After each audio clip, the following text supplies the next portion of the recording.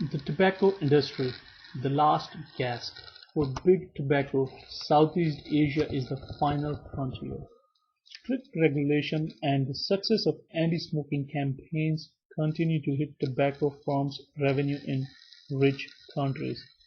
In the biggest developing countries, China and India, governments are keen to protect local firms from Western cigarette makers.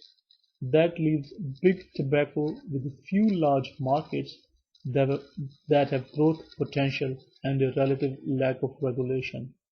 And of these, Southeast Asia looks the most promising over the coming decade. Within this region, Indonesia population 238 million and the Philippines about 96 million are the golden geese. Indonesia, one of the world's least regulated markets, is one of the few Asian countries not to have ratified the World Health Organization's Treaty on Tobacco Control. Cigarette advertising is rampant. 1 in 4 children aged 13 to 15 smokes. Last year, a YouTube video of a chain-smoking Indonesian 2-year-old promoted outrage among health lobbyist groups in the West. Growing and selling tobacco contributes perhaps 10% of Indonesia's government revenues and provides millions of jobs. Roger Quarles, president of the International Tobacco Growers Association, points that one of the government's main goals is that those people stay employed even if it is at low education levels, in part to avoid public disorder. So Mr. Quarles reckons a crackdown on the industry is highly unlikely in Indonesia. The biggest Western firms are diving in.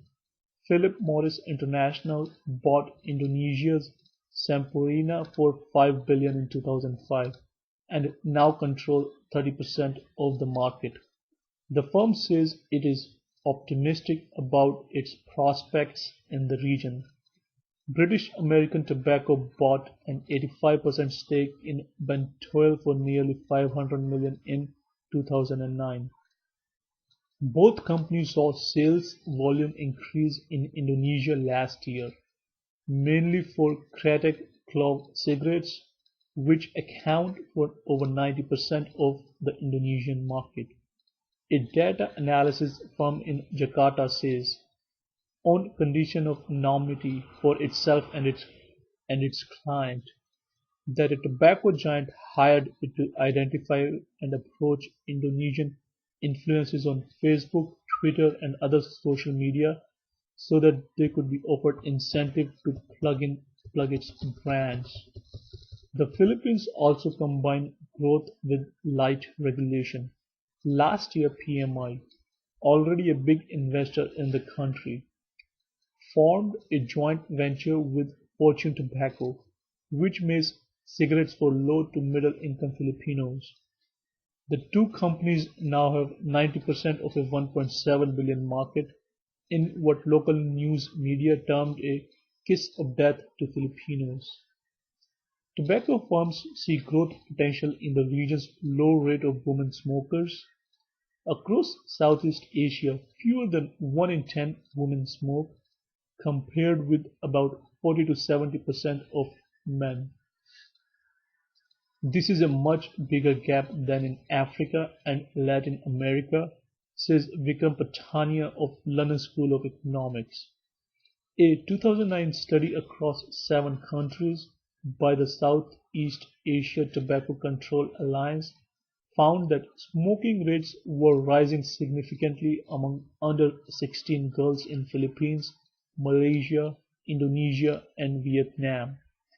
In Indonesia and Philippines, cigarettes are sold in small lipstick packs that seek to capture the glamour of high-end cosmetics. Countries struggling with widespread poverty and unemployment can be reluctant to clamp down on an industry that provides so much revenue and so many jobs. However, they are also slowly coming to recognize the healthcare costs associated with smoking and the human suffering from tobacco related disease.